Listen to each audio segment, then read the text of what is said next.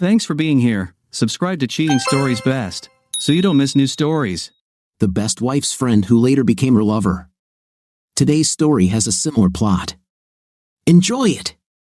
So many of these stories start with a cliché, something like this. I came home from work and there was a strange car parked in the driveway. Well, damn, this actually happens a lot, and my story has some of that, but it's a little different. What's different about me is that Chrissy loves me and will do whatever it takes to protect me, no matter what. Maybe I should start from the beginning. My name is Tim Matthews. I work in the IT department for a mid-sized company in the Midwest. I am about 178 centimeters tall and weigh 82 kilograms. I have dark brown hair and blue eyes. I am in good physical shape and remain so thanks to regular training and jogging. According to all my friends, I should drown in the attention of women, but I rarely go on dates. It's not that I'm not interested in women or that they aren't interested in me, it's just that I have to be very careful. The first time I was lucky, and although there were suspicions, everything was attributed to a series of coincidences, so I wasn't charged with anything. But I'm sure the police are still watching me now, almost 5 years later, mostly because what happened was so damn weird and because they still don't believe it. A couple of weeks ago, I was replacing a monitor in the office on the 5th floor of our building. I tested the old monitor and it seemed to work fine. The screen was clear, graphics were displayed beautifully, and text was easy to read. I found absolutely nothing wrong with the monitor, so I ran it through a troubleshooting program to check color depth, screen position, and everything else I could think of. In the end, I marked the monitor as A-OK and replaced it anyway with an almost exact copy of the same model. A current user of this workplace rated me while I was working. Okay, you know that my monitor is fine. Why did you change it at all? If you were just going to change it, why not just unplug it, plug in a replacement, and then go on your way? You could be out of here in 5 minutes, she told me. Listen, miss. I paused while I searched for my ticket to find her name. This is Miss, she said. I mean, if you don't look at me, you might miss something that could be really good. And the last name is Henderson. The first name you should use is Elaine. Put it all together and you get Elaine Marie Henderson. For my friends, Elaine. For you, Laney. I felt like I had just been treated to a version of a James Bond line. Well, Laney, my ticket says that you asked for a monitor change because you were having problems with your monitor. I checked it here to see if it was okay and found nothing, but the problem may be situational, which means you have to do certain things to make it happen, or it could simply be something that happens at a certain time. This way, I don't have to drag it to the IT department and test it. I can just mark it as usable and put it on the shelf when I get there again. I'm not trying to guess what you need. If you need a different monitor, I'll give you one. I don't comment on how you make spreadsheets or what you do there, so please be polite and respectful of how I do my job. I'm just trying to help you and give you the tools to do your job. At the end of the day, we all have to be one team. If you ask for a new monitor and I have one, it's yours, plain and simple. Please have a nice day. Wow, that makes a hell of a lot of sense, she said. Maybe what they said about the IT department isn't entirely true. But what if I already know that there is nothing wrong with my monitor? What if this was all part of a dastardly plot to drag you here so I could ask you a question?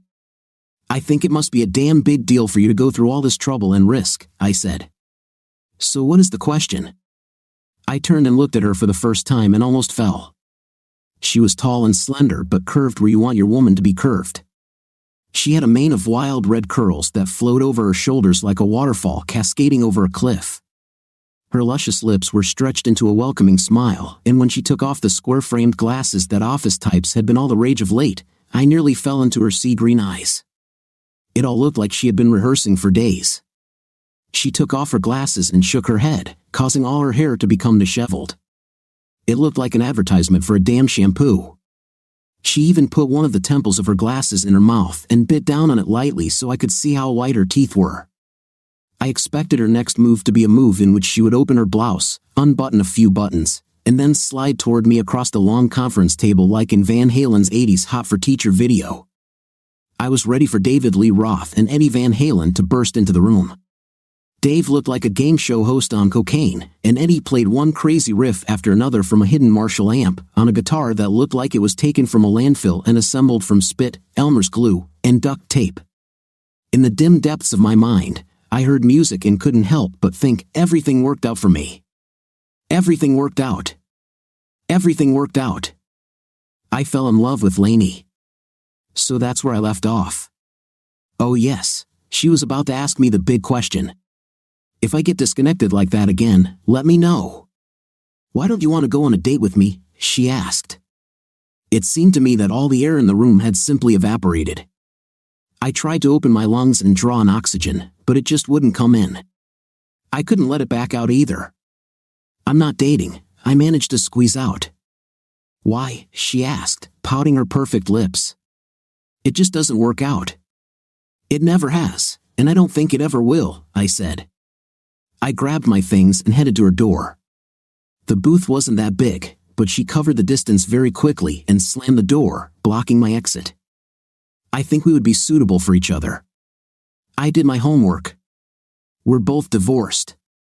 In fact, we got divorced for the same reason. We both had partners who weren't worthy of us and cheated on us. We're both into cars, and we're both cute. She paused and looked at me again. At least, you're cute. I'm not too confident in myself. As she uttered the last phrase, she ran her fingers over her body from her slender hips to her small but perfectly proportioned breasts. It was like a stripper doing her act with her clothes on. This woman should never be allowed to watch MTV or adult movies. Am I pretty, Tim? All I could do was nod my head up and down. Well, let's talk about this some more. How about tomorrow at lunch in the cafeteria? You should have lunch sometime. When do you eat, Tim? She asked.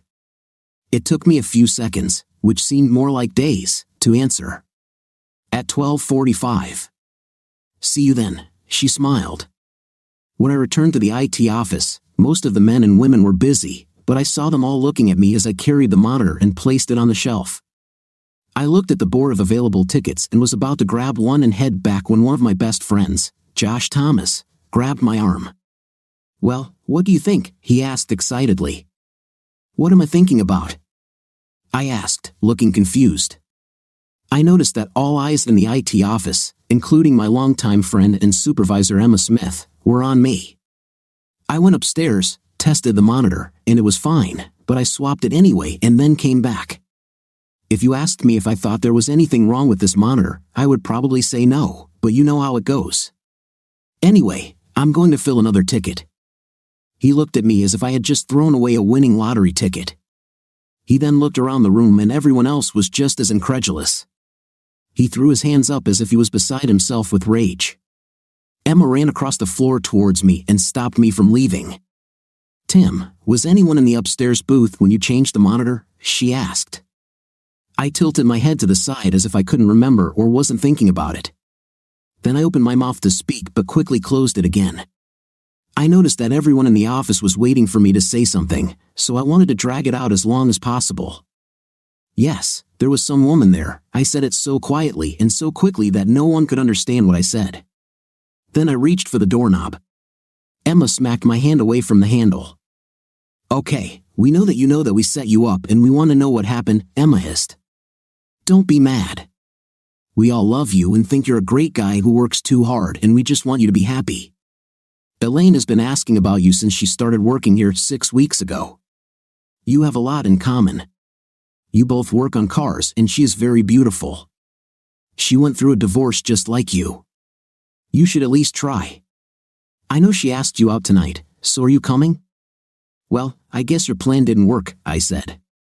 She didn't ask me out on a date tonight. There were a lot of gasps and exclamations when I said this. I even heard someone say, "What a week." We have lunch tomorrow, I smiled, and everyone in the room started laughing and cheering as if they had just found that winning lottery ticket I had thrown away and cashed it in. Lunch the next day was modest and restrained. We sat in the cafeteria together, in a back booth, in a corner, in the dark. We talked, walked, and ate food until we had to go back to work. Almost immediately, I realized that something was happening between us. It was as if we were two halves of a coin that were separated and became whole when they came together. The first time she took my hand, I just wanted to scream, Wonder Twin powers, activate. This feeling was so strong. I could tell she felt it too. That lunch led to others, then several movies, dinners, and then suddenly, we became a couple.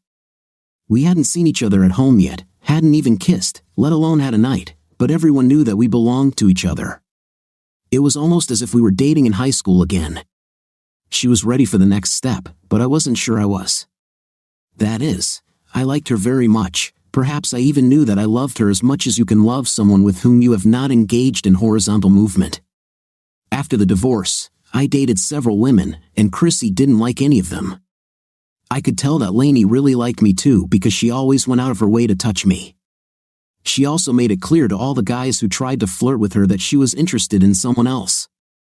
She is a very beautiful woman, but it seemed that she wanted me, and it wasn't just nonsense. We had a lot in common. Her ex was a lazy man who stayed home and supposedly took care of their house while she worked. In fact, he took care of their neighbors' wives.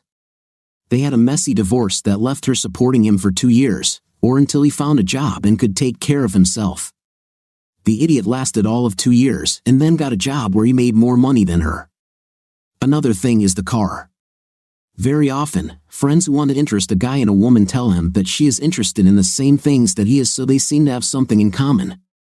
For example, if a guy likes football, they tell him, oh, she loves football, although in fact, she cannot distinguish a football from a hockey puck. She usually shows up at his house wearing a baseball jersey and holding a hockey stick, ready to show off her amazing knowledge of the NFL. But if a woman is nicely enough, we'll put up with it. 3 years later, you're married, and she won't even let you watch football, let alone watch it with you. But Lainey was different. She was real. This woman drove an absolutely gorgeous orange 1970 Chevelle SS with black racing stripes. She upgraded the car with disc brakes and modern wheels and tires for more control and better traction. Engine modifications allowed this beast to produce over 400 HP. This was a car not to be trifled with, and she handled it well. I knew it was time to take our relationship to the next level when she just stepped up to it. There were a couple of questions that obviously bothered her. Tim, don't you think it's time? She asked. She shook her hair at me and pouted her lips the way she knew how. It dawned on me. We don't need to rush anywhere, Lainey, I said. I think you're the only one, but we have all the time in the world to, well, you know. She laughed, looking at me. I've always been a little shy, Tim. I'm not talking about intim. We'll get to it this weekend, whether you like it or not. I don't look forward to it anymore. You've sent me home excited too many times. But that's not what I was talking about. I was still trying to get over my shock at her frank statement that I had sent her home excited. Things like this do wonders for the fragile male ego, but I was still wondering what the hell she was talking about. So I asked her. Well, honey, she said, you saw my car, rode in it, drove it. You even worked on my car. Don't you think it's time for me to see that famous Mustang of yours that I've heard so much about from everyone? My blood ran cold, and an ominous ringing filled my ears. This could be the end of my relationship with Lainey, and I really liked her, but I knew it had to happen one way or another. Okay, I said tremblingly. I'll wash it on Saturday afternoon as usual. Why don't you come over? We'll wash her and then go for a drive somewhere, maybe have dinner and a movie. And I plan to stay the night. Don't forget that, she grinned. I just nodded my head woodenly because as much as I fantasized about night with Lainey, I was damn sure we would never go that far. Saturday arrived as it always does, and around 1 o'clock in the afternoon, Lainey showed up at my house. She had an overnight bag and a clothes carrier with her. She clearly had no idea what could happen. My eyes widened when I saw that she was wearing shorts and her t-shirt rode up above her waist, showing off a tiny piercing in her belly button on her surprisingly toned tummy. Her legs were covered with a golden tan and seemed endless. If you're so interested in my legs, why haven't you ever tried to get between them? She laughed, catching my gaze. I guess I wanted to enjoy the time we had and get to know you as much as I could during this time, I said. Why are you talking like we're going to break up or something, Tim? She asked. Did you know that I turned down dates with other guys in order to spend time with you? I really like you a lot, so you have nothing to worry about." She then kissed me, and I have to admit, I was a little nervous kissing her in front of my house. I had kissed her many times before, so it wasn't about the kiss, and I didn't care at all whether my neighbors or friends saw us. The real danger was that she was getting close to me, so close to my house. My heart was beating so loudly that I was sure Elaine could hear it. A thin trickle of sweat ran down my spine from the horror of what might happen. "This is Elaine, the one I call Lainey. She's very sweet and loves cars," I said very loudly. Lainey looked at me as if I was a little touched. I took her hand and led her into my house.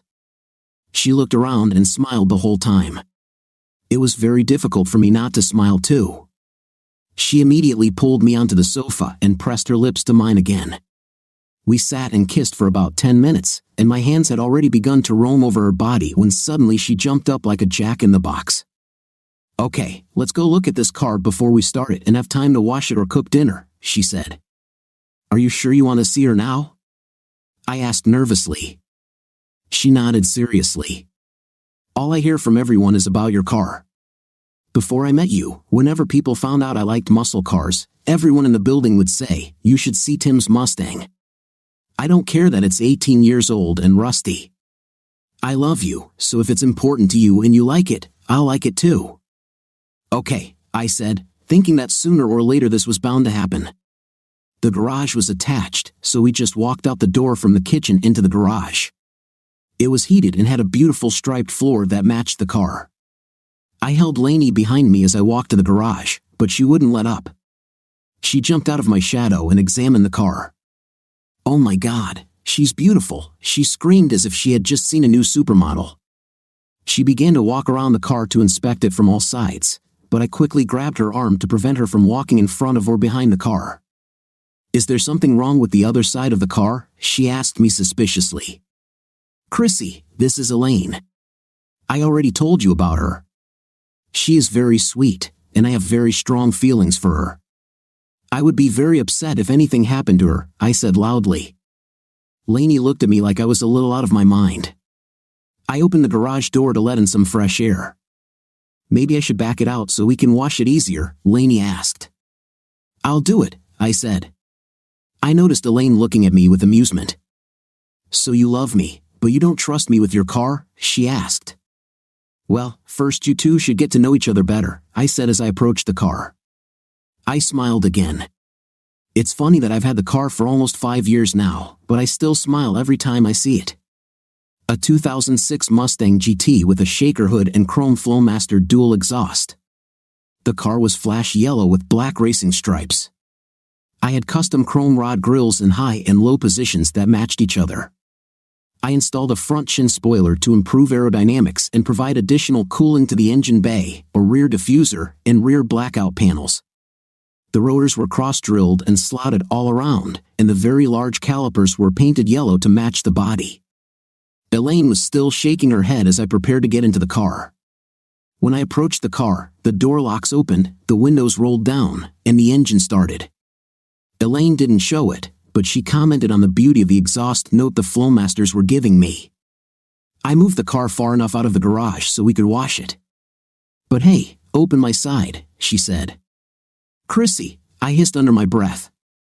I knew this was an important step. The passenger side door lock slowly moved, and the window rolled down. Elaine looked at me, smiling. "I noticed that you have an automatic starter, but it's controlled by voice?" she asked. "Well, something like that," I said. She tilted the front seat forward and began very carefully cleaning the leather on her side of the back seat while I did the same on mine. We used regular armor all on those surfaces in the back that weren't leather and vacuumed the carpet. As Elaine climbed out and prepared to start in the front, the passenger seat snapped into place. She smiled and gently patted the side of the car. I remembered with horror how that same seat snapped into place and nearly crushed a woman I had dated about 2 years earlier. She had to be hospitalized and still sees a chiropractor. I won't bore you with what goes into washing my car, but after 2 hours we were done. Nothing terrible happened, and I began to relax a little. We went into the house and kissed a little before Elaine pulled away from me and said, "Stop teasing me. At this rate, we'll never make it to dinner, and you're already trying to get your dessert." She kissed me again and went to the bathroom to change clothes. "We'll take your car to the restaurant," she shouted through the door. "I'll drive," she added. The sudden shock made me freeze in place. Elaine was alive and unharmed, but how much could Chrissy afford? "She's quite difficult to deal with."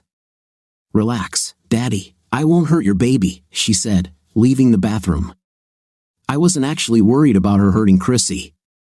I was worried about the opposite. But Elaine looked so good coming out of the bathroom in her little black dress that I just couldn't say no to her. I will be as gentle as if she were my own. Besides, we get along great anyway. I feel like we're old friends. She smiled at me when she said this, and I just looked in a nearby drawer and gave her the car keys. We locked the house and walked to the car hand in hand. I walked to the driver's side, and the locks opened. "Hey, I have the keys." "How did you do it?" Elaine asked, puzzled. "Is this some kind of proximity sensor?" "Yeah, something like that," I said. I opened the door for her, and she sat in the driver's seat, pressing herself against the soft leather. "Holy, this seat feels like it's molding itself to my back," she said excitedly. "This is very good, very comfortable. It feels like I'm wearing the car rather than sitting in it." "Yes, those are good seats," I said. She turned the ignition key, but nothing happened. "Do you have a short circuit in the ignition system?" she asked. "Chrissy," I said, "let's not scold her. Maybe I turned the key wrong. Let me try again." She simply reached for the key, and the powerful V8 started up and came to life. The whole machine vibrated with force. Elaine simply smiled, leaned towards me, and kissed me again. "I like that sound," she said. I was in seventh heaven. I loved Elaine, and it looked like Chrissy had accepted her. This, in itself, was a miracle. Chrissy had never even tolerated anyone before, let alone accepted them. We had a nice dinner and were on our way home when tragedy struck. Elaine looked at me, and our eyes met. I think we got lost in the moment, and she took her eyes off the road for a moment. Before we knew it, we were in trouble. Everything around began to move in slow motion. We had no way of avoiding the semi-trailer, and Elaine seemed frozen behind the wheel. The driver of the semi-trailer braked because he saw us before we saw him, but it was too late. Suddenly, the steering wheel turned to the right, and my car spun so sharply that it almost stood on two wheels. We missed the truck by millimeters, and no one was hurt. We stopped on the side of the road and watched further traffic for the next few minutes, our hearts beating too fast. The only sound was the big V8 pulsing in the background. Elaine's eyes were as big as saucers. "We should be dead," she said, "and it would be my fault." I took my mind off the road. "But we didn't die," I said. "It wasn't even an accident. No harm done, nothing bad. You are an excellent driver. You got us out of this situation and saved us all." "That's the thing, Tim," she said, looking at me strangely. "I didn't do a damn thing." I froze. The steering wheel just turned on its own. If it were up to my driving skills, we'd all be scattered on the road and wearing tags on our legs. It was very strange, as if the car. She looked at my face as if expecting me to say something, to miss something, but all she heard was the rumble of the big V8. She put the car in gear and drove us home. The rest of the way, she didn't talk, didn't hold my hand, and didn't try to kiss me at all. When we pulled up to my house, she pulled into the garage, got out, and patted my car on the hood. After thinking for a moment, she kissed the hood and said, "Good night and thank you." I closed the garage door, and we went into the house. I felt that something had changed. I chalked it up to the near miss. I took off my jacket and tie and sat down on the sofa next to her. I knew in my heart that there would be no intim that night. "Would you like a glass of wine or beer?" I suggested. "How about you tell me the truth?" she said. "I always tell you the truth," I said. "I never lied to you about anything." "There's a big difference between not lying and telling the truth," she told me. I could tell from the look in her eyes that she was up to something. "I've been wondering all day why the hell you named your car after that stupid blonde from Three's Company, but that's not entirely true, is it? Chrissy isn't named after Suzanne Summers, is she?" This machine is not voice-controlled, is it? She asked, looking straight at me. I shrugged and shook my head. Chrissy is short for Christine, as in Stephen King's book Christine, isn't it? I nodded my head. Elaine grabbed my hand and wrapped it around her. I could feel the goosebumps on her skin, and she was shivering, not just from the cool evening breeze. I took a blanket out of the closet, and we made ourselves comfortable on my couch. I'll tell you the whole story, I said. 5 years ago, I got married. I thought, like most people, that I had a good marriage. Cheyenne and I were together for about 8 years. We both had great jobs and were quite happy. We didn't have children, but that was a blessing. We met in college, and I just couldn't figure us out. We weren't right for each other. I was a nerd, plain and simple. She was a cheerleader and the most beautiful girl on campus. So many guys were chasing her that you had to make an appointment to ask her out and only get rejected. It was a complete coincidence that we met at all. To say she was out of my league would be a gross understatement. If my league exploded, none of the fragments would reach her. She was the quintessential American beauty, blonde hair, blue eyes, huge chest, long legs, the whole 9 yards. Plus, her roommate, Sarah, was in my honors English class, and we were working on a paper together. Sarah also did most of Shauna's English and history homework. Cheyenne had other people doing other things for her, so none of this tedious studying could interfere with her social life. Anyway, Sarah and I were working on our English assignments when Cheyenne came home from the beach with some guy. She threw off the covers as soon as she entered the dorm room and began to undress without even noticing my presence. Looking back, she probably did know I was there. She really enjoyed showing off her body. Her breasts were huge, not in the ugly porn star way, but large enough to look out of place on her small body. It was almost impossible to look anywhere else. "Oh, sorry," she said, covering them and looking straight at me. I didn't expect Sarah to have guests. She never brings anyone home. I simply turned away from her and went back to studying with Sarah. The mood in the room somehow changed. Sarah spent a lot of time looking at me as if she was trying to determine whether I still perceived her the same way after seeing the school princess almost without clothes. A few days later, Cheyenne called me. Her laptop wouldn't boot, and since she heard from Sarah that I was studying computer science, she was hoping I could help her. I told her that she would be better off taking the computer to the store where she bought it or to the computer science lab on campus. I then politely told her that I needed to get back to studying and hung up. The next day, Sarah came to my apartment with a large bag of cookies that she had baked. I didn't understand how or why, but suddenly, in her eyes, I became special. I think it had to do with the fact that I was the first person she had ever seen who refused Cheyenne anything. In reality, I was more than a little intimidated by Cheyenne, but more than that, I just didn't see any possibility that she would ever pay attention to someone like me. It's like those guys who are into sports cars and dream of a Ferrari or Porsche. They know they will never be able to afford a car like that, so they buy cheap Japanese imports and add every possible part they can to it.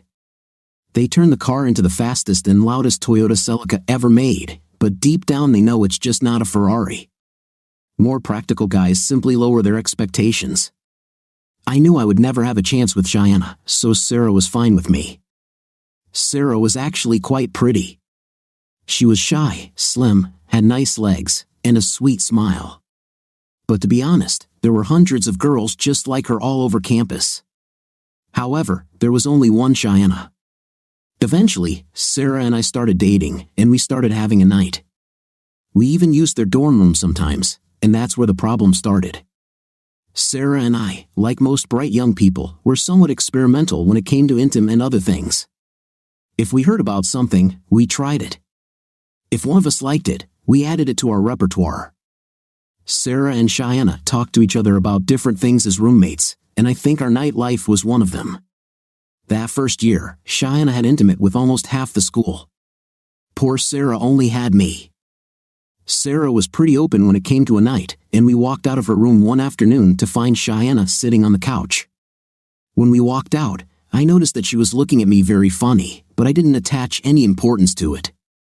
The next day, I was leaving one of my classes and noticed Cheyenne, who as usual, was talking to a group of guys at the other end of the hallway. As I passed by, she left her group and caught up with me. "Hi, Tim," she said, smiling. "Hello," I replied.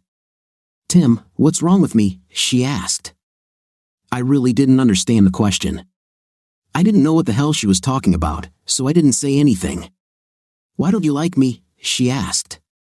"You've never asked me out on a date, and you don't even say anything to me other than hi and bye when you come over to have an intim with my friend. So, what's wrong with me?" "Cheyenne, you're okay.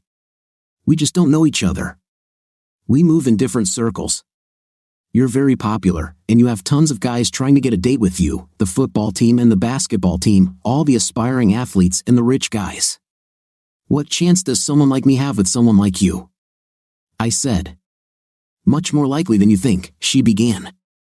"All the guys you were talking about have one thing in common. They all have one aspect of their personality or some skill that gives them confidence. This boosts their ego to such an extent that they have the courage to achieve anything. That's why guys like that think they deserve me or they want to be seen with me. I become just another achievement or another trophy. The guy I've been dating for the last 3 weeks, Butch Simpson, is the quarterback of our football team. We've been dating for 3 weeks now. I had a night with him and did all sorts of things to him that I'm afraid to admit. And only today, I found out that he doesn't even know what my last name is. Besides me, he has intimate relations with 2 more girls. I don't matter to him. I'm just a notch on his post. When I look at you and Sarah, I sometimes get jealous. And sometimes when I hear you in the room, I get very jealous because no one has ever done anything to me that would make me scream the way you make her. I talked to her about it, and I was just wondering why you chose her. Think about it sometime."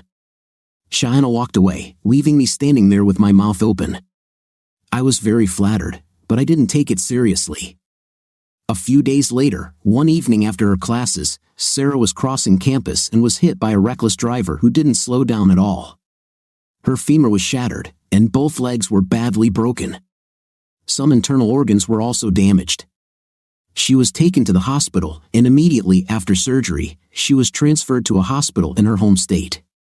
I was waiting for her on the porch of her house, sitting on the big porch swing they had, when her mother came out to tell me the news. I got scared and cried like a child. Mrs. Dawson, their housekeeper, took me to the hospital, and I waited there almost all night, but I was not allowed to see her. She still hadn't regained consciousness. That day, my life changed dramatically. I could barely make it to most classes. The rest of the time, I walked around in a fog. Sarah and I, like most young people in love, considered ourselves invulnerable and didn't think at all about what might happen. Her parents not only didn't know we were in love, they didn't even know I existed. I tried to see them and introduce myself before they took her, but in their own grief and suffering, they had no time for me. Like them, I had to face my grief alone.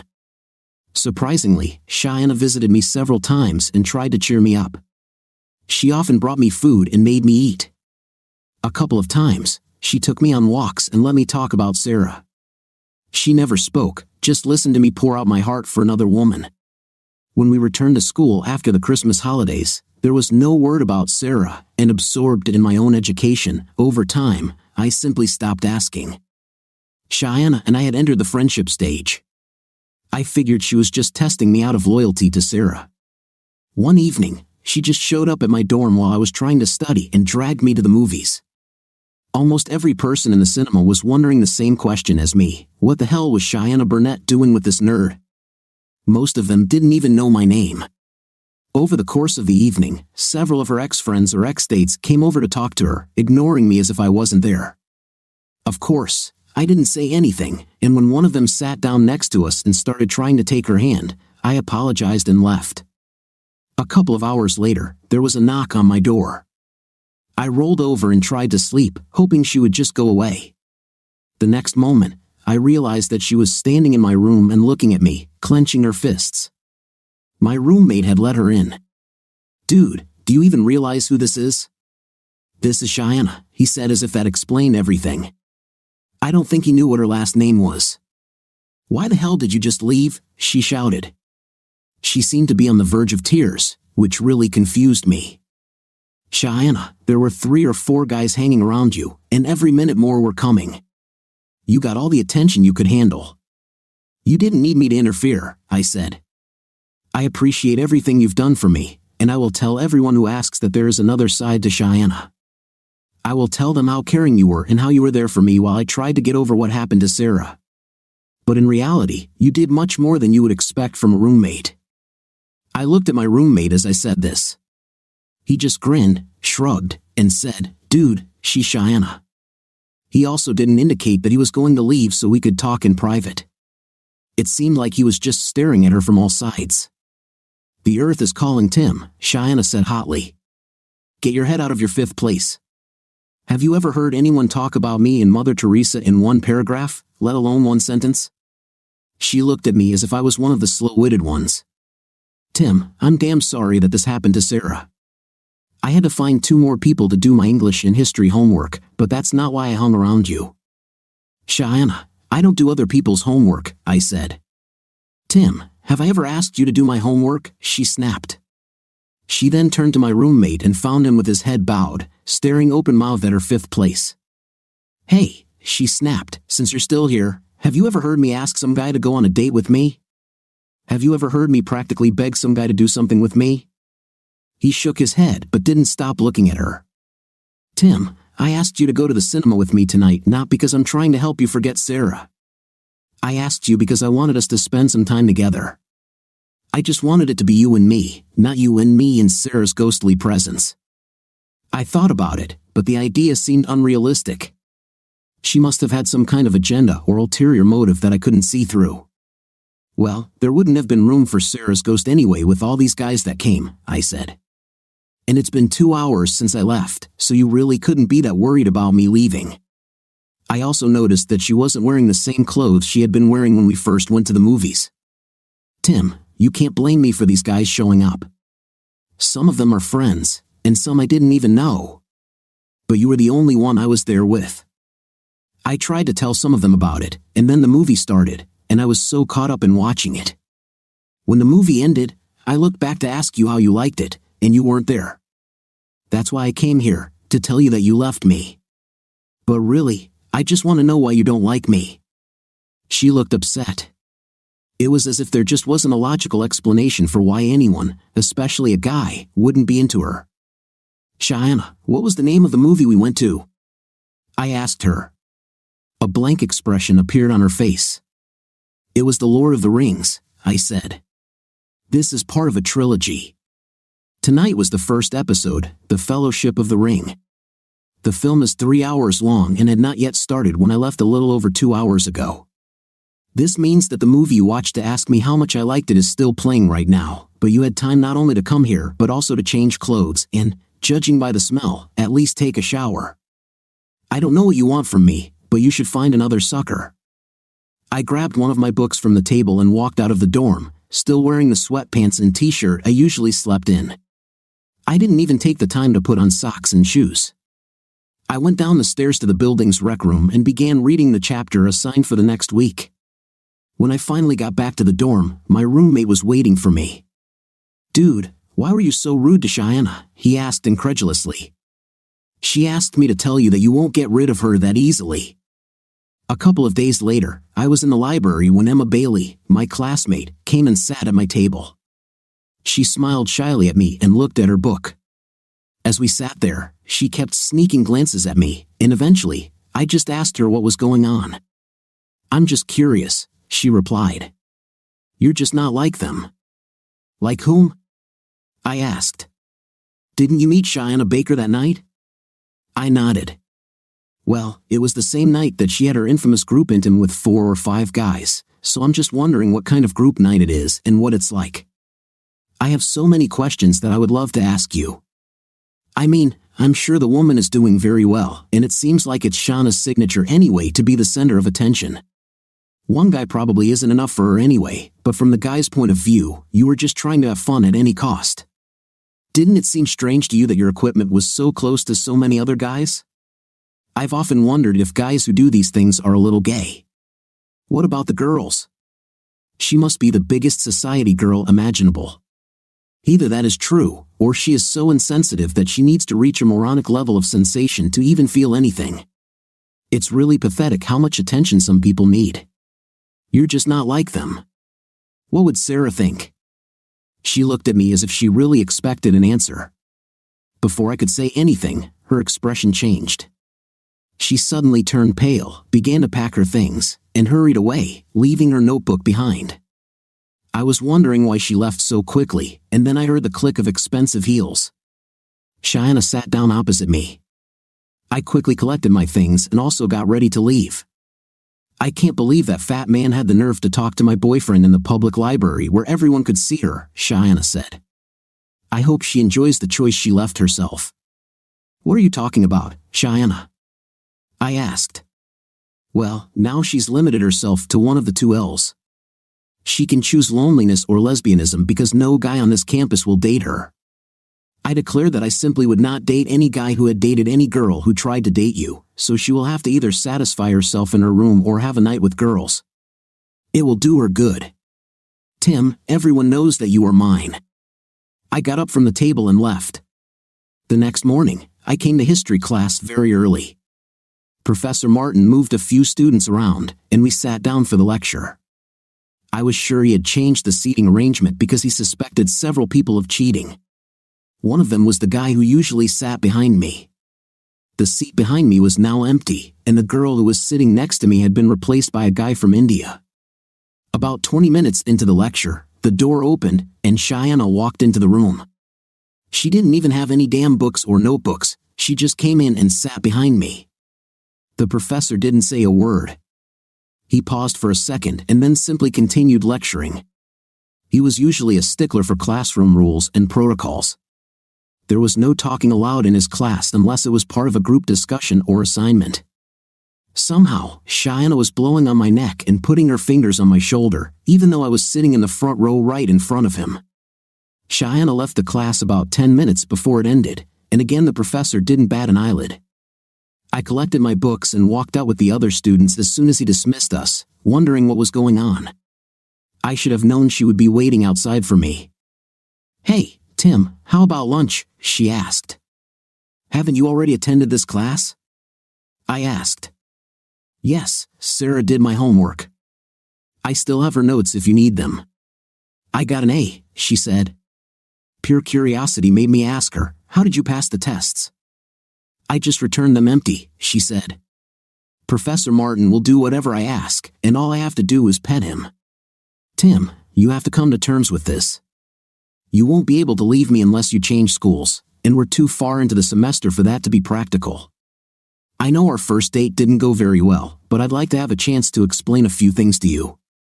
Let me come to your dorm tonight, and we can talk.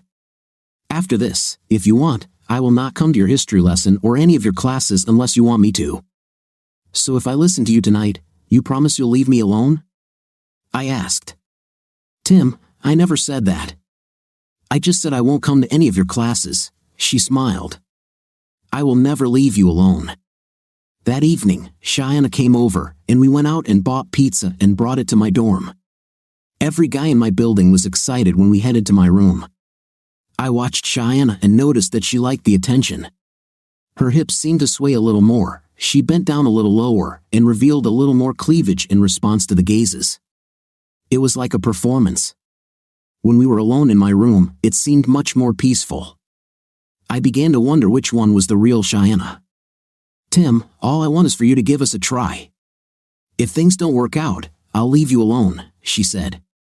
Cheyenne, every guy we come across would give their left nut to try with you. I'm not big or athletic. I'm not rich or handsome. Why can't you just find someone else? I asked. I can, she said, but I want you, Tim. Since the first time I saw you, I wanted you. Even when you were dating Sarah, I wanted you. And now that Sarah is gone, it's time for us. Can I think about it for a couple of days?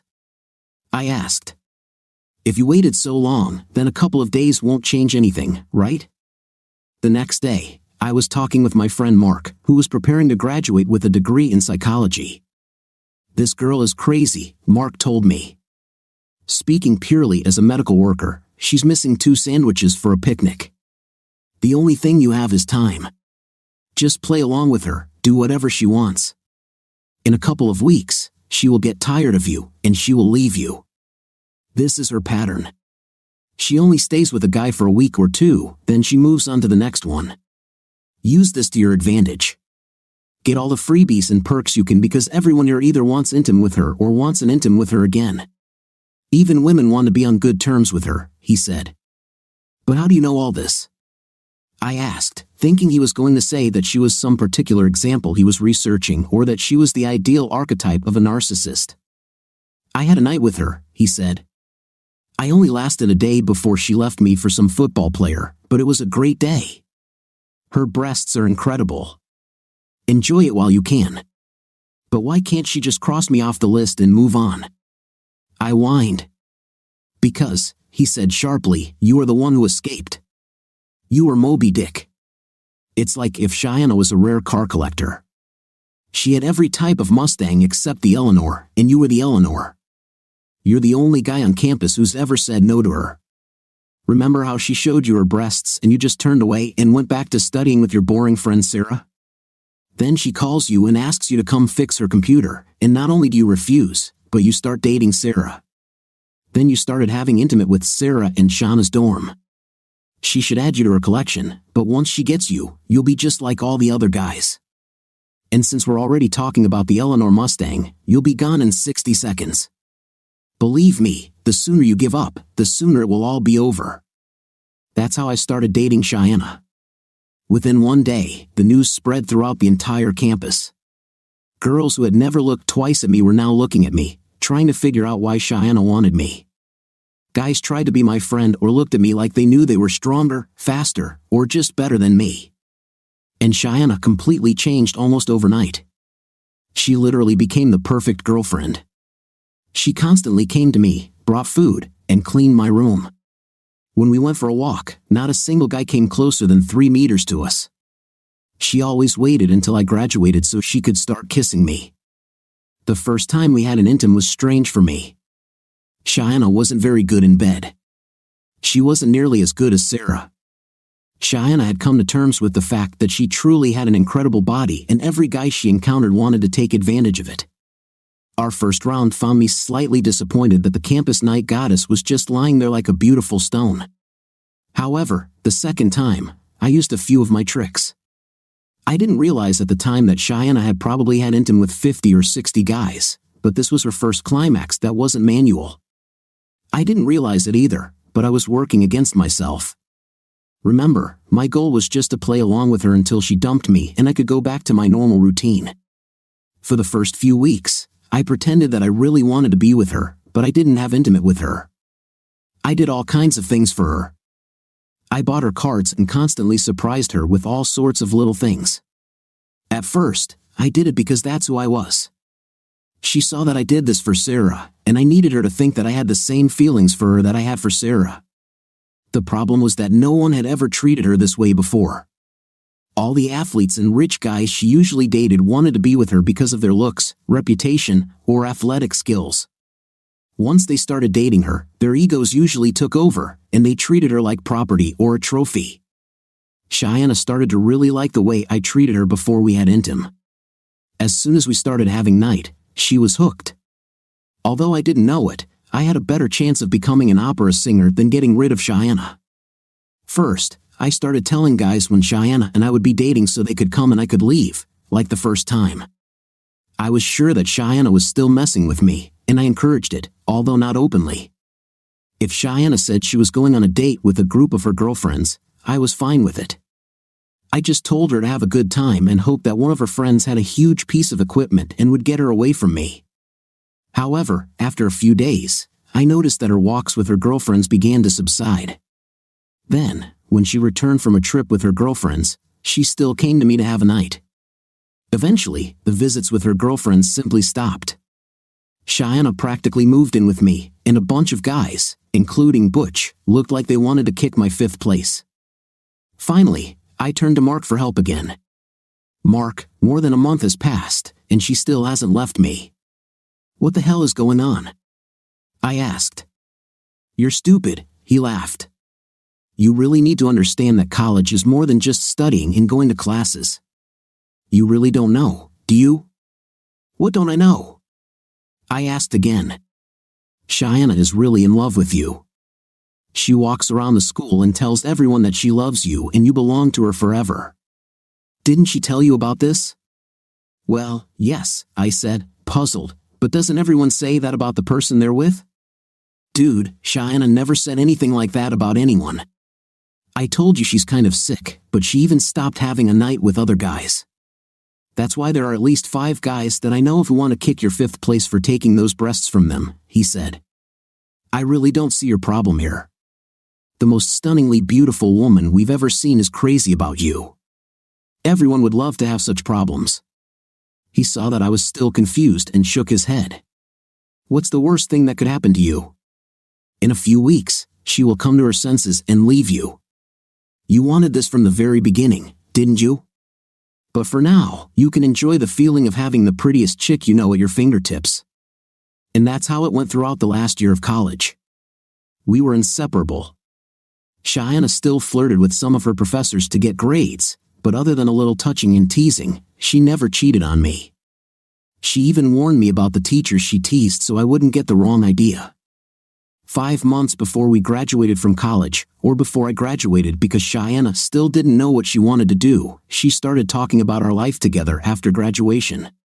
She started slowly and gradually increased the pace. I think we need to start looking for an apartment before summer starts, she said. We don't want to compete with all the other people who are finishing school and having to look for housing and work at the same time. We'll end up paying more for less housing than if we close now. I didn't say anything at first because I was still in control of my feelings for her. I couldn't afford to get too carried away with her because I still expected her to leave me at any moment. Then we had our first argument. Cheyenne wanted to come home with me and meet my parents, but I called it a day. I just told her straight up that I didn't think it was a good idea. She burst into tears and, for the first time in several weeks, left the dorm. Her dorm roommate had her boyfriend staying with her because Cheyenne hadn't been around for so long. All the guys who hated me before were now smiling at me, but on the other hand, everyone else was talking about what in 5th place I was. I was sure that Cheyenne would start cheating on me and we would break up. Surprisingly, she didn't. She skipped classes and stayed in the dorm crying. Even more surprising was the fact that I couldn't sleep either. Damn, I missed her. Eventually, I had to admit that I had feelings for her too. Love can be damn tricky sometimes. The next day, I was leaving the computer science building after a lecture, and then she appeared. She had dark circles under her eyes and just looked miserable. When she saw me, she ran away from me as fast as she could. I ran after her and grabbed her hand. Cheyenne, you don't have classes in this building. Why are you here? I asked her softly. I just thought that if I looked at you one more time, it would make me feel better, she cried. Forgive me. I won't do it again. I wrapped my arms around her and squeezed her as hard as I could. I even grabbed 2 big handfuls of her 5th place and pulled her towards me. She kissed me, pressing herself even more into me. Damn, someone shouted behind us. I looked around and noticed that everyone near us was looking at us. Anytime, anywhere, I'm yours, she said. Needless to say, my parents loved her, especially my father. Of course, it took Mom longer to come to her senses, but eventually, she too fell under Shauna's spell. We got married before I finished school. We went through the same normal adjustment period that most young couples go through. Of course, there were a few differences. Normal couples don't have a problem with people staring open-mouthed at their wife when they go to the cinema or a restaurant, but we dealt with it. I found a great job almost immediately after graduating from university, and Cheyenne, after several years of staying at home, got a job serving customers at a restaurant chain. She was great at it. When an irritated customer came to her, they would usually take one look at her and forget about why the service or food bothered them in the first place. About 4 years into our marriage, we started trying to get pregnant. Our nightlife had always been intense, but we started having an intim with a purpose. But nothing seemed to work. Eventually, we started seeing different doctors and learned that Cheyenne would never be able to have children. The news did something to her, and she seemed to change overnight. She began to dress much more revealingly. It was almost like my student years. She seemed to be going out of her way to get attention again. When I asked her about this, she avoided answering and started crying. I knew it was some sort of emotional breakdown caused by the discovery of her infertility, but I didn't really know how to help her. I turned to a therapist for advice on how to deal with this.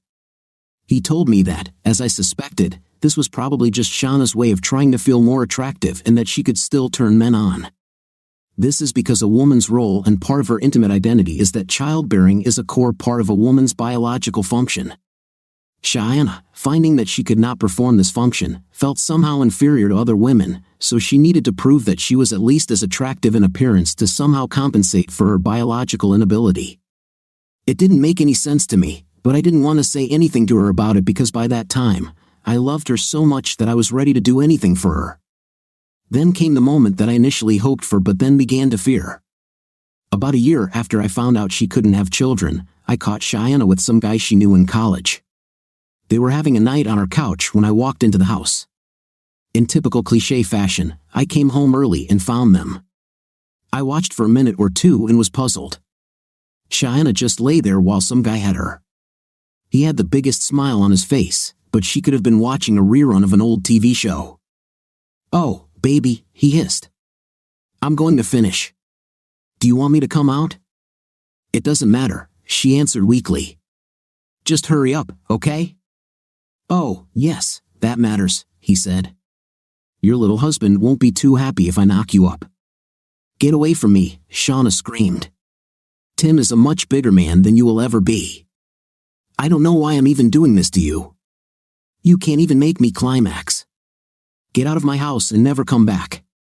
Then she just started crying while he gathered his clothes and ran out of the house. He couldn't get his truck out of the driveway without hitting my car, so he drove through my grass and left ruts in it. But the lawn was the least of my problems. I sat down next to her, and she looked up at me, tears still streaming down her cheeks. "Oh, no," she screamed when she realized that I had been there for a long time. "I'll just pack a few things and won't disturb you," I said. I was probably in a lot more pain than I expected. I never thought I would ever truly love her, but I do. I always thought that I was only holding on to her because I had no other option. I mean, who else but her could truly want me? She was much more beautiful than any other woman I had been intimate with, and she seemed to genuinely care about me. But it's time to leave and end this farce once and for all. I left and spent the night in a cheap motel that I still don't remember. I only remember that there were walls and a small bed, and the night cost me $49.95. The next day, Shauna was waiting for me near my work. She was wearing jeans and a sweatshirt and was trying to be as unhot as possible, but it wasn't working. This woman could look nicely in a bag made of matting.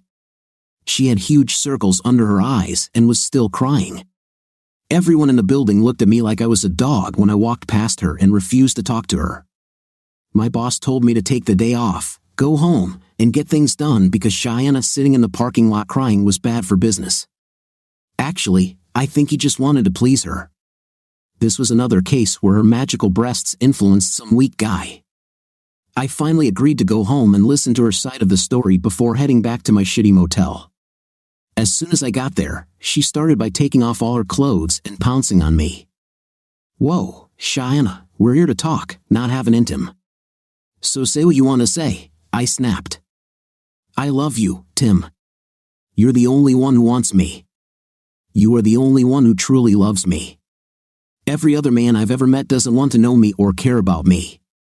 All they want is a chance to get to my chest, and once they do, most of them become so scared that they cannot carry out their plans. The few who can act only think about just getting it over with, like I'm just a barrel with a hole. They don't think for a second about whether I'm enjoying it. Then they need to tell everyone that they conquered me. That's part of why I was so drawn to you when I first came home and saw you with Sarah. You looked at me and then just turned to her like you barely even noticed me. I undressed in front of you, pretending I didn't know you were there, but I knew you were there. In fact, I was so turned on by the fact that you didn't react to me like other guys that I would have jumped you right there in front of Sarah. I called you a couple of days later to ask you to fix my laptop. I didn't even have a laptop. I was planning on borrowing one, but I ended up not needing it because you said no. No one had ever told me anything like this before. Then you and Sarah started dating, and I started getting jealous. When I first heard you having a night with her and her climaxing with you, I started to hate my dorm roommate. Shauna bit her lip as if deciding what to say next. Later, I found out what she was hiding at that time. I couldn't believe it. Shauna told me I was the prettiest girl in school and I was jealous of some simpleton from the dorm. All the big guys on campus were following me around. They were willing to do anything I said just to get the chance to be with me, and I was pining for some nerd. So after Sarah's accident, I went after you. It took me a while because you were so damn stubborn, but in the end, I succeeded, and then I got you into bed, and it was better than I ever could have imagined. Even today, I find myself craving what you do to me. Then when you stopped wearing those thick glasses and let me dress you, I started to realize that you weren't bad looking at all, and I just fell in love with you, Tim. Indeed, there is no other man with whom I would like to be together, and certainly no one I would love except you. But when I found out I couldn't have children, I started to feel empty. It's like there's emptiness inside me. I analyzed my life and realized that besides you, I have nothing. In the old days, I could lift my little finger, and 20 guys would fight for the honor of doing something for me. But you were never someone I could control, and I began to doubt whether I could ever find another man. I doubted it because if I can't have children, why would any man need me? I am a biological dead end. I will never get pregnant. I literally have no purpose as a woman.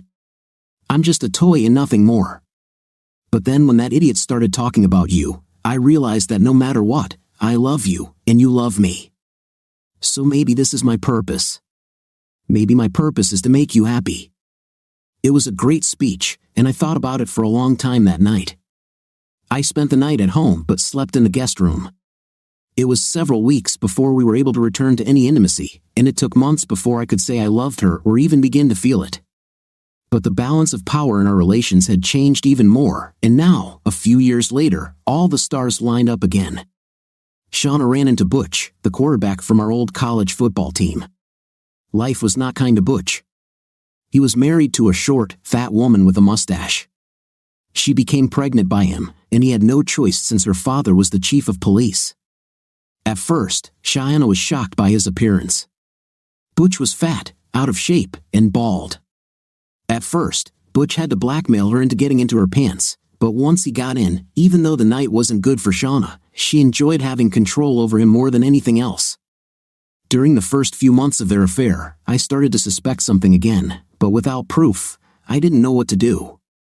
Shauna started to pull away, and I didn't know how to deal with it. I knew it had something to do with Shauna's feelings of inadequacy again, and I didn't want to push her into it. Since she was my wife, I believed it was at least partly my fault. At the same time, I was evaluating my life. The years had been kind to me. I realized that I looked decent and could, if I wanted, find someone else for myself. So I decided to make myself even more attractive in hopes of getting my Shauna back. Instead of just sitting there and watching some stronger guy take my toys, I was going to fight back. I bought myself new clothes and got a new haircut. I started going to the gym and taking karate lessons. I even bought something I had dreamed of all my life.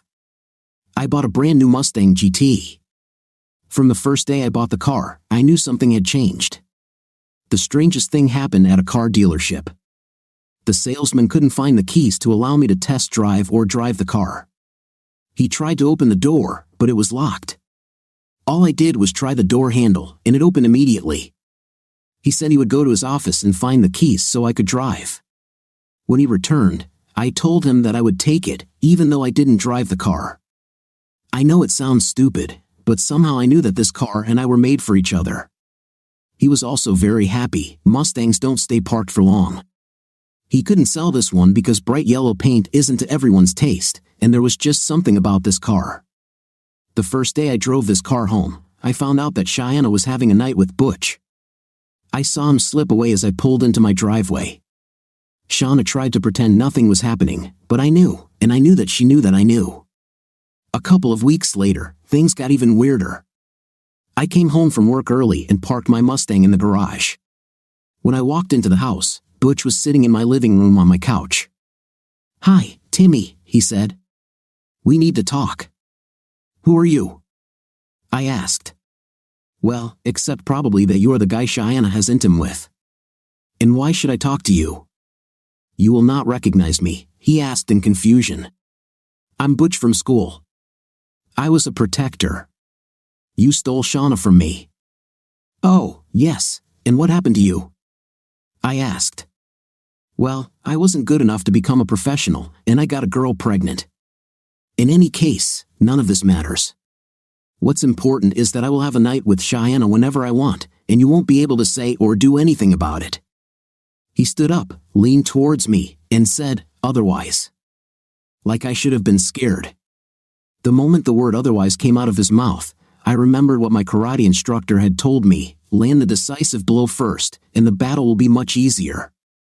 Here, I need Butch in the groin with such force that I brought him to his feet.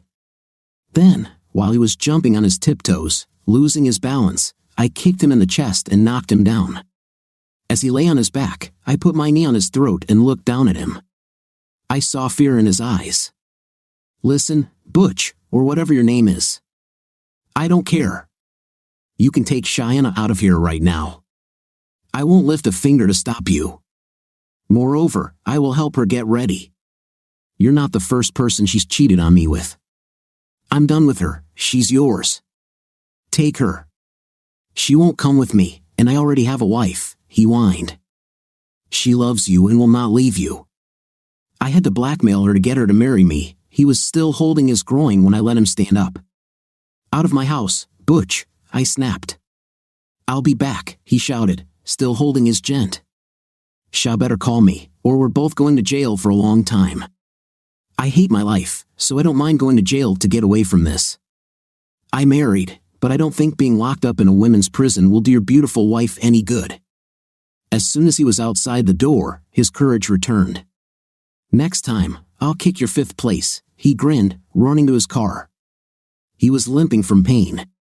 A few minutes later, I walked out to my garage and was installing the rear blackout panel on my new Mustang GT when Cheyenne pulled up and walked into the garage.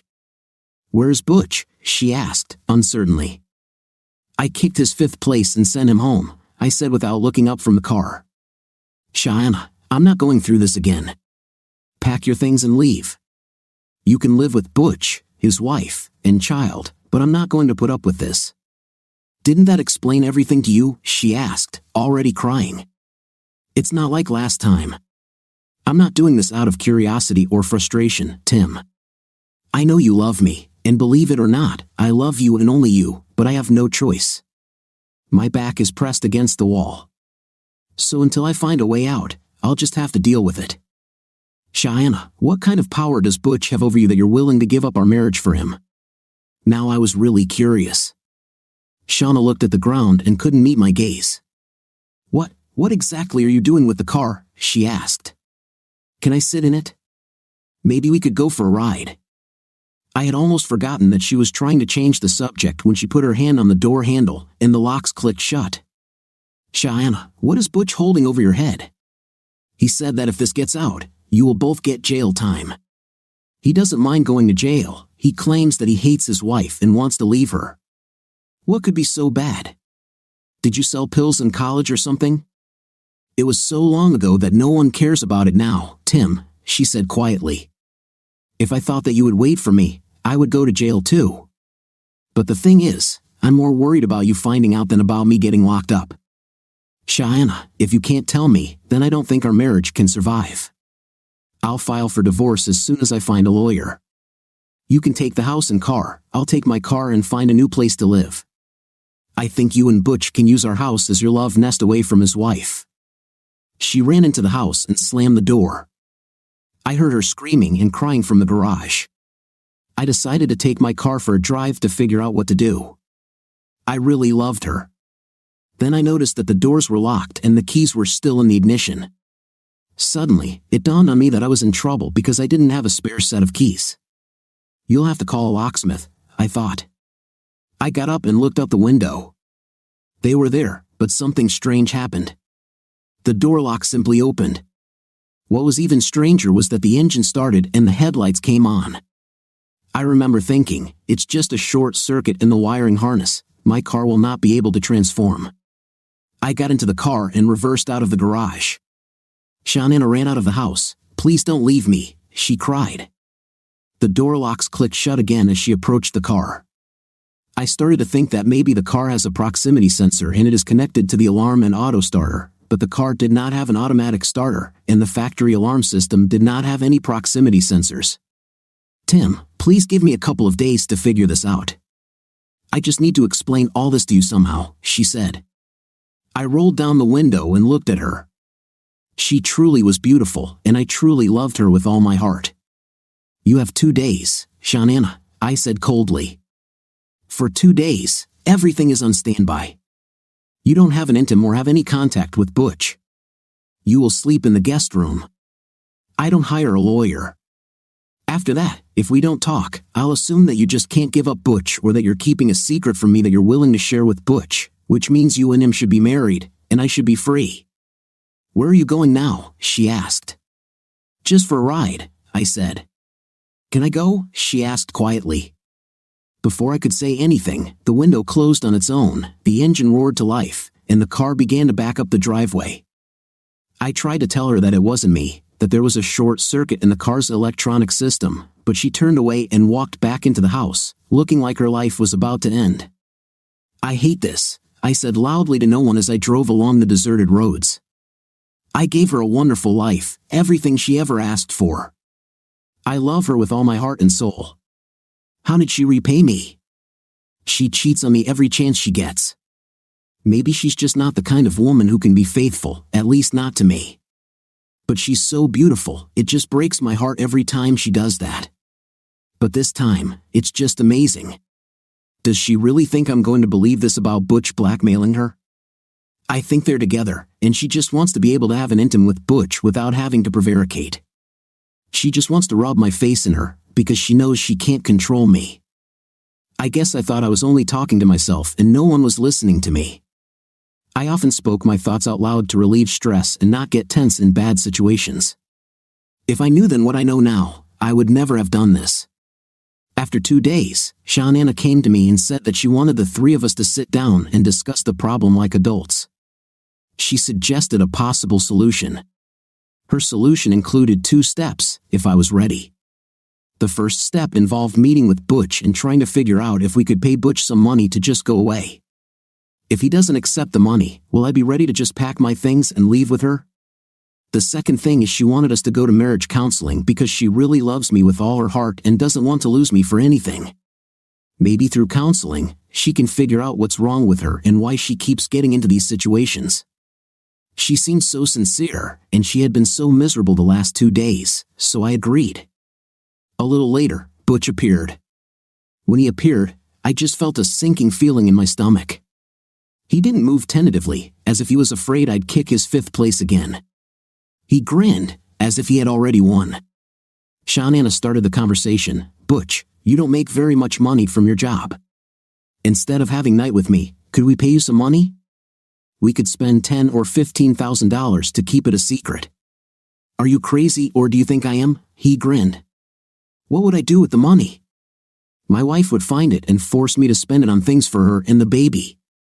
I couldn't keep it in a jar because she would find out, and then how would I explain it? I already told you what I want. You used to like it too until you started having an intim with that weakling and let him take you away from me. So now you're mine again.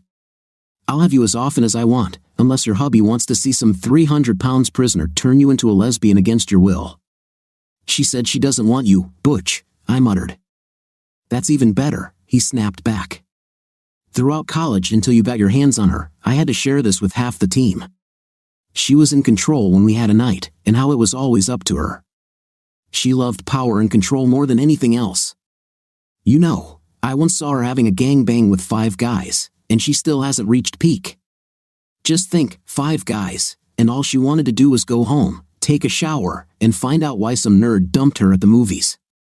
As the conversation continued, I became more and more angry. So maybe you need to know what's going on here. If we go to jail, you'll never see that again. We'll most likely end up with a life sentence. Murder is still a capital offense, and there is no statute of limitations. Shauna turned pale when he mentioned murder. Okay, I'll give you the opportunity to me, she said. No, you won't. I'll kill him first, I said seriously. Your little wife obviously didn't tell you about this, did she? He asked. Okay, then it's my job. He seemed to really enjoy himself. Maybe he just liked ruining other people's lives because his life had been so shitty ever since he dropped out of college. Please don't, Shauna. She looked so pathetic that my heart simply broke with pity for her. Whatever it is, we can handle it, I told her.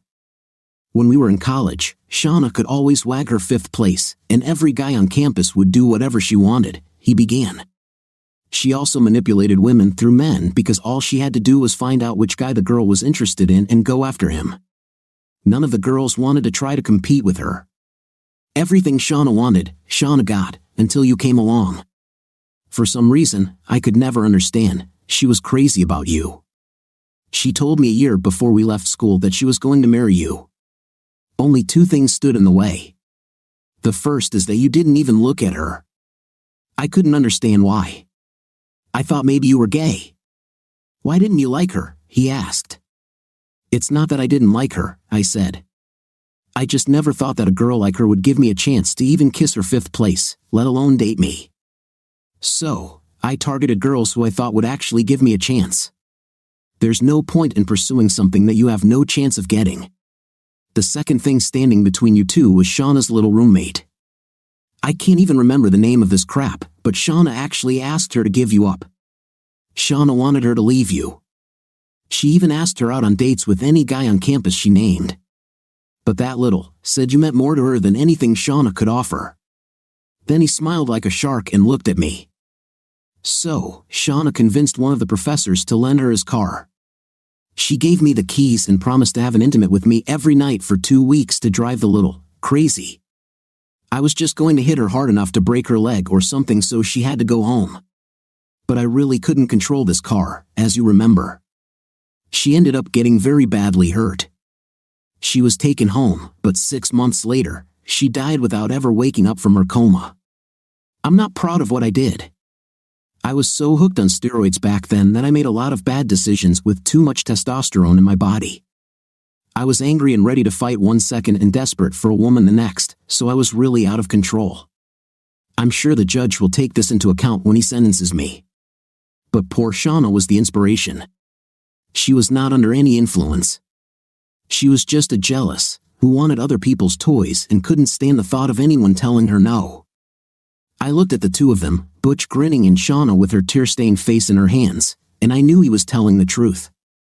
All my pain and anguish, all my love for Sarah came back in that moment. She was actually taken from me just when things were starting to look up.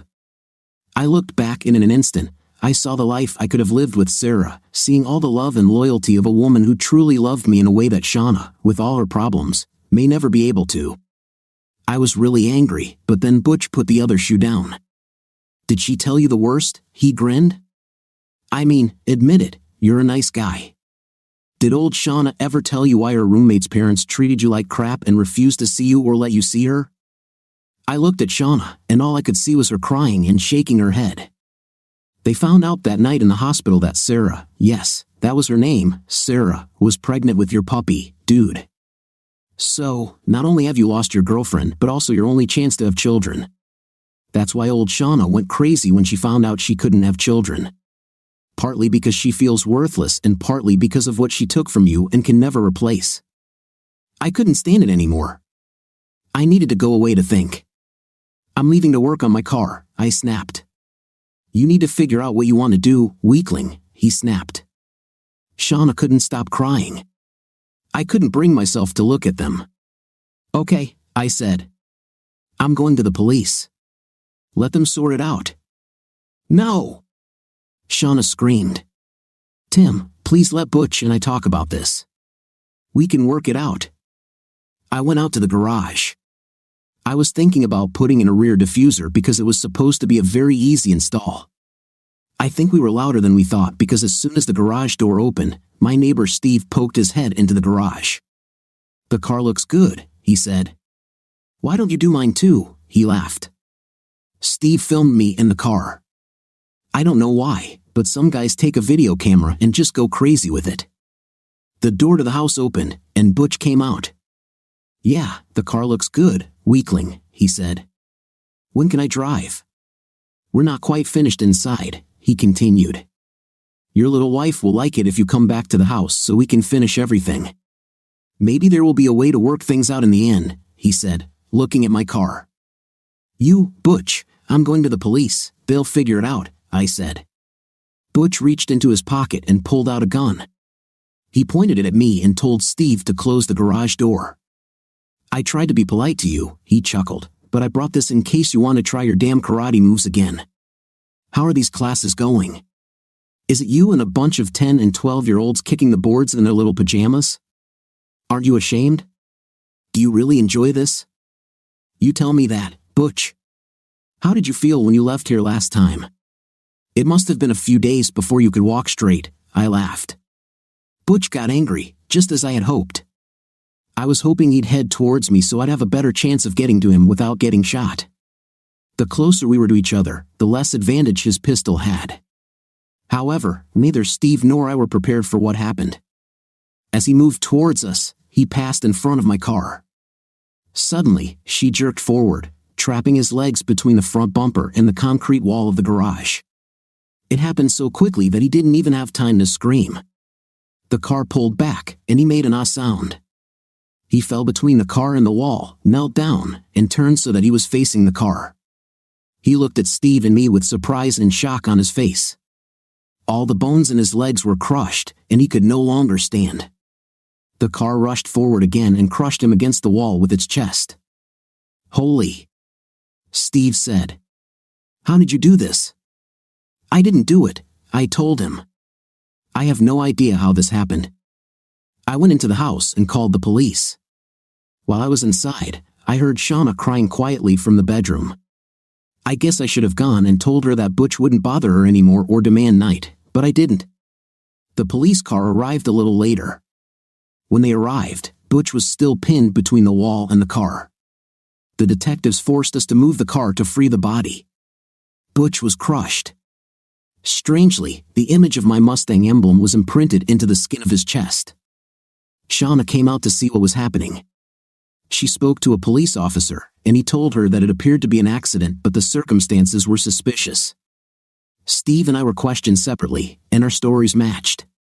They also found a gun and discovered that only Butch had touched it. The good thing is that Steve was able to film almost everything that happened on his video camera, including Butch threatening us with a gun and being crushed by the car. Shauna decided to spend the next few days with her parents. She has already packed her suitcase. She kissed me.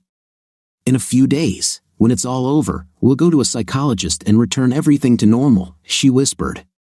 I love you, Tim. I swear I have never loved anyone else and never will. I will be the best wife you can imagine. I will never hurt you again. I promise you that in time, you will forget about Sarah. She held up her bag as the police and Steve stared at her in admiration. She walked slowly down the driveway, her hips and breasts swaying gently. Just before she got to her car, it happened. One of the cops was sitting in my car, and it took off and rolled down the driveway. The car slammed Shauna between itself and her car.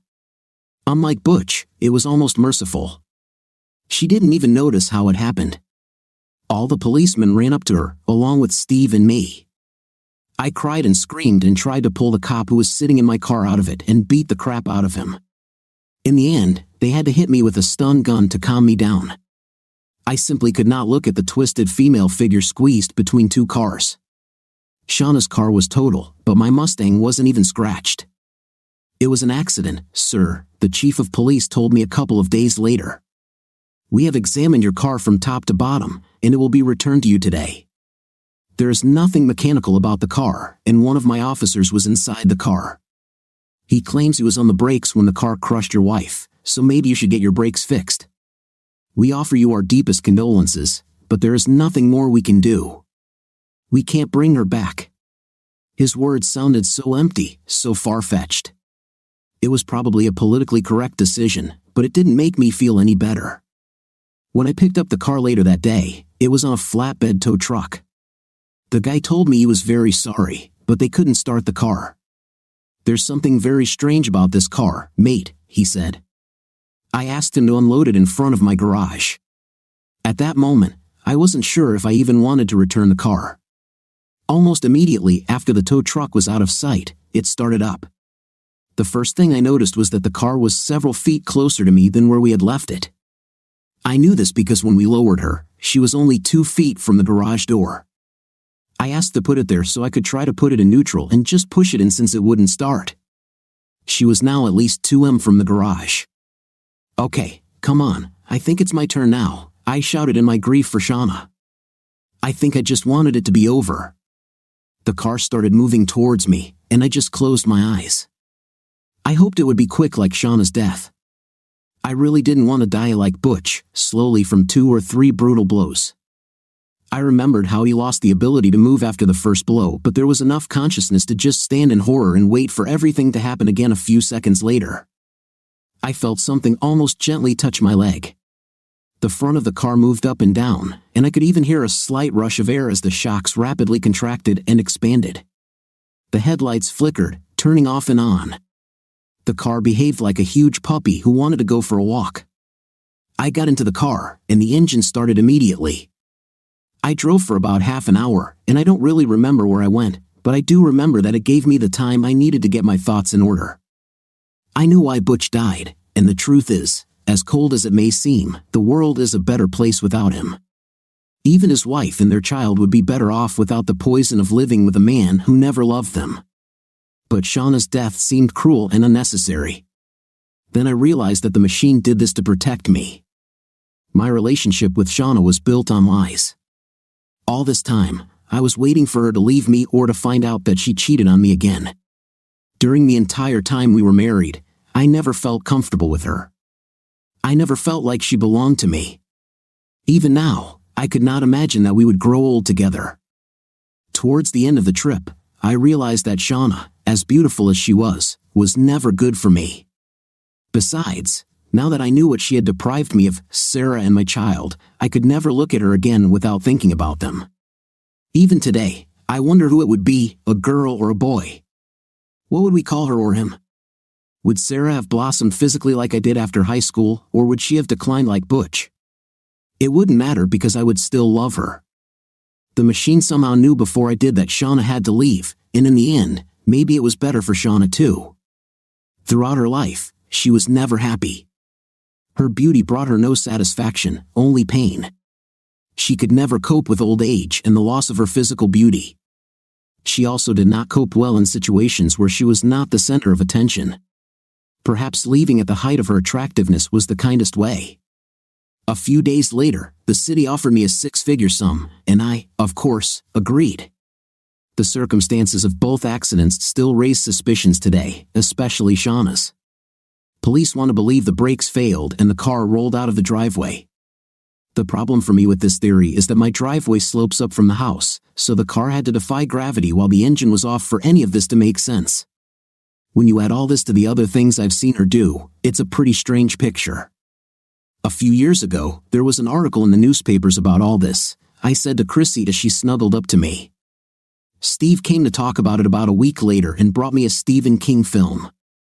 I have never seen him. He didn't want to go into the garage. He's still afraid even now, several years later. Christina, he told me, shaking his head. She saved us both, Christina, I said.